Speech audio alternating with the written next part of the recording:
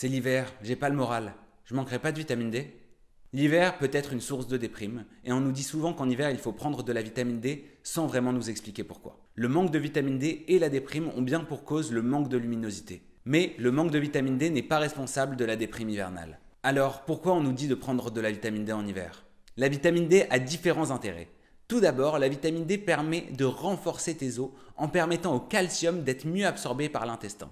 Cela est très important chez les personnes âgées, les femmes ménopausées qui ont les os fragiles et également chez les jeunes enfants en pleine croissance. On a remarqué qu'il y avait des récepteurs à la vitamine D un peu partout dans l'organisme, que ce soit au niveau cardiovasculaire, neuronal, même au niveau du pancréas. La prise de vitamine D est importante en hiver parce qu'elle permet d'activer ton système immunitaire inné. Et comme je l'ai déjà dit dans ma vidéo « Pourquoi tu tombes malade en hiver ?», les virus sont plus résistants en hiver. Et un peu d'aide pour te défendre ne te ferait pas de mal. Quels sont les différents moyens d'avoir de la vitamine D? Il faut savoir que 75% des Français manquent de vitamine D et cela est dû à un manque de soleil. En effet, les UVB du soleil permettent à ta peau de synthétiser jusqu'à 90% de tes besoins en vitamine D. Et il suffirait de s'exposer 5 minutes par jour. Dans l'alimentation, on trouve de la vitamine D majoritairement dans les poissons gras comme l'huile de foie de morue ou le saumon et également dans certains champignons.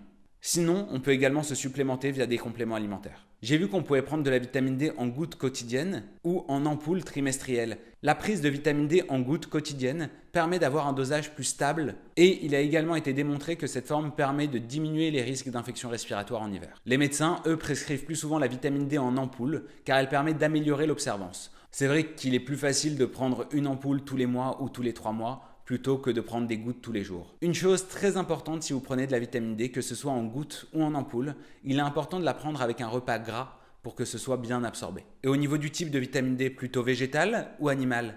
La vitamine D3 animale est celle que l'on retrouve le plus souvent sur le marché.